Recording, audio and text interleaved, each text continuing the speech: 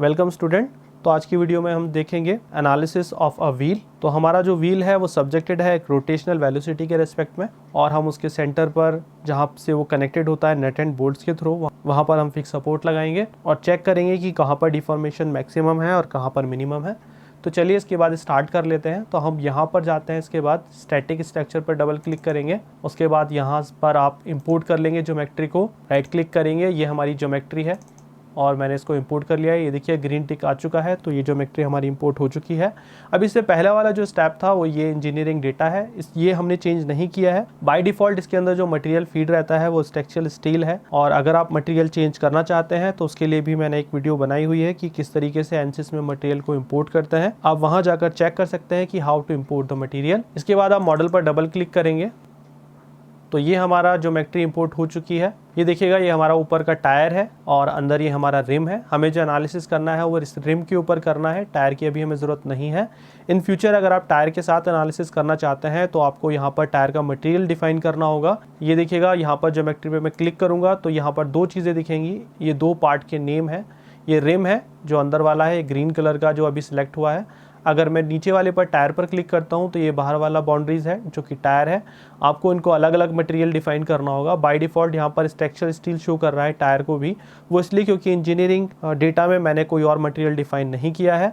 अगर आप इसका टायर के साथ एनालिसिस करना चाहते हैं तो आपको इंजीनियरिंग डेटा में जाकर टायर की मटेरियल प्रॉपर्टीज़ को फीड करना होगा, तब आप यहाँ पर टायर के साथ एनालिसिस कर सकते हैं। यानी आप अंदर वाली रिम को अलग मटेरियल असाइन कर सकते हैं और टायर को रबर असाइन कर सकते हैं। तो यहाँ पर मैं टायर के साथ एनालिसिस नहीं कर रहा हूँ, तो इसलिए मैं यहाँ पर राइट क्लिक करूँगा और इसको सुप्रेस कर दूँगा। सुप्रेस करने पर ये यहाँ से एलिमिनेट हो जाएगा टायर, सिर्फ हमारे पास रिम रह जाएगा और हम इस रिम को अब एनालाइज कर सकते हैं। तो चलिए इसके बाद यहाँ पर हम मैशिंग कर लेते हैं। सबसे पहले तो यहाँ पर मैं राइट क्लिक करूँगा मैशिंग पर और जनरेट मैश पर क्लिक करूँगा तो ये यहाँ पर मैश जनरेट कर देगा। मैं किसी भी मैशिंग रिफाइनमेंट में नहीं जा रहा हूँ, यानी जैसे भी मैश है वो ऑटोमेटिकली जनरेट हो जाएगी। अगर इन फ्यूचर आप इस मैश को इम्प्रूव करना चाहते हैं ताकि आपके रिजल्ट इम्प्रूव हो जाए तो आप यहाँ पर राइट क्लिक करेंगे, मैश पर इंसर्ट में जाएंगे तो यहाँ पर बहुत सारे मैशिंग के मेथड मिल जाएंगे आपको। यहाँ पर जाकर आप मैशिंग को इम्प्रूव कर सकते हैं। चलिए इसके बाद मैशिंग होने के बाद आप राइट क्लिक करेंगे स्टैटिक स्ट्रक्चर पर, तो यहाँ जाकर आप सारी बाउंड्री कंडीशन लगा सकते हैं। इसमें आपको इंसर्ट में जाना होगा और ये सारी बाउंड्री कंडीशन है जो आप इन पर अप्लाई कर सकते हो। तो यहाँ पर मैं फिक्स सपोर्ट लगा रहा हूँ, तो यहाँ पर मैंने क्लिक किया फिक्स सपोर्ट पर, और ये जो हमारे 4 होल्स हैं जहाँ से कनेक्टेड रहता है हब के साथ, तो यहाँ पर मैं उसको फिक्स कर दे रहा हूँ उन होल्स के रेस्पेक्ट में। तो ये मैं यहाँ पर क्लिक करूँगा। कंट्रोल का बटन आप दबा कर रखेंगे ताकि आप एक से ज़्यादा बाउंड्री कंडीशन लगा सकें। तो यहाँ पर मैंने सेलेक्ट कर लिए सारी पोजीशंस और इसके बाद अप्लाई पर क्लिक करेंगे तो ये देखिएगा 4 होल्स से मैंने इसको कनेक्ट किया है।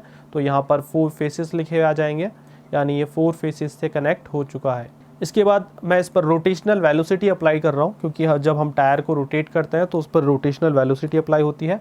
अगर आप किसी और कंडीशन में इसको चेक करना चाहते हैं तो आप इंसर्ट में जाने के बाद यहाँ पर आप इनमें से जो भी बाउंड्री कंडीशन आप लगाना चाहें वो आप इन पर लगाकर चेक कर सकते हैं। अभी के लिए मैं यहाँ पर रोटेशनल वेलोसिटी लगा रहा हूँ, तो ये देखिएगा रोटेशनल वेलोसिटी, इसके लिए मैंने यहाँ पर सिलेक्ट किया। ये यहाँ पर ज्योमेट्री ऑलरेडी सिलेक्टेड है। मैग्नीट्यूड यहाँ पर मैं लिख रहा हूँ 1000। मैं रैंडम वैल्यू ले रहा हूँ यहाँ पर सिर्फ एनालिसिस को रन करने के लिए। आप जो भी आप एनालिसिस करना चाहते हैं उसके अकॉर्डिंग, जो भी आपको क्वेश्चन में दिया होगा उसके अकॉर्डिंग आप वैल्यू ले सकते हैं। उसके बाद ये यहाँ पर एक्सेस पूछता है कि रोटेशनल एक्सेस क्या है। आप यहाँ क्लिक करेंगे। क्लिक करने के बाद ये जो इनर सर्किल है आप यहाँ क्लिक कर सकते हैं। ये सिर्फ एक एक्सिस को शो करने के लिए है, यानी ये सर्कुलर जो है इसके रेस्पेक्ट में रोटेट करेगा। तो ये देखिएगा यहाँ पर एक सर्किल बना हुआ आ जाएगा। अगर आप इसकी डायरेक्शन को चेंज करना चाहते हैं तो आप यहाँ से डायरेक्शन को चेंज कर सकते हैं। चलिए इसके बाद मैं यहाँ पर सॉल्यूशन पर राइट क्लिक करूँगा, इंसर्ट में जाऊँगा और यहाँ पर मेरा डिफॉर्मेशन लिखा हुआ दिख जाएगा। डिफॉर्मेशन पर टोटल डिफॉर्मेशन पर आपको टिक करना है, तो ये यहाँ पर डिफॉर्मेशन आ जाएगी। इसके बाद इंसर्ट करेंगे, फिर से यहाँ पर आप स्ट्रेस में चले जाएंगे और यहाँ से इक्विवेलेंट स्ट्रेस सेलेक्ट कर लेंगे। तो ये दोनों चीज़ें आपको रिजल्ट में चाहिए। तो यहाँ पर जो आपने बाउंड्री कंडीशन लगाई है वो है फिक्स सपोर्ट और rotational velocity, as well as आपने मटेरियल जो सिलेक्ट किया है इसका वो स्ट्रक्चरल स्टील है। और इसके बाद जो सॉल्यूशन आप देखना चाहते हैं वो आपकी टोटल डिफॉर्मेशन है और इक्विवेलेंट स्ट्रेस है। तो चलिए हम सॉल्यूशन को रन कर लेते हैं। हम सॉल्यूशन पर राइट क्लिक करेंगे और सॉल्व पर क्लिक करेंगे तो अब ये सॉल्यूशन होना स्टार्ट हो जाएगा। तो ये देखिएगा सॉल्यूशन डन हो चुका है। आप टोटल डिफॉर्मेशन पर क्लिक करेंगे तो ये डिफॉर्मेशन के रिजल्ट है। अगर आप इनको अलग कॉन्टूर में देखना चाहते हैं तो यहाँ पर आप क्लिक करेंगे, यहाँ आपको बहुत सारे ऑप्शन मिल जाएंगे। नो वायर फ्रेम, तो यहाँ क्लिक करेंगे तो ये अलग अलग कॉन्टूर में आपको रिजल्ट मिल जाएंगे। आप इनको चेंज कर सकते हो लाइक दिस। तो ये हमारे डिफॉर्मेशन के रिजल्ट है। मैक्सिमम डिफॉर्मेशन हमारी आउटर फेसेस पर होगी और ये हमारे स्ट्रेस के रिजल्ट है। इसके बाद मैं टायर को अनसुप्रेस करूंगा और टोटल डिफॉर्मेशन पर क्लिक करेंगे।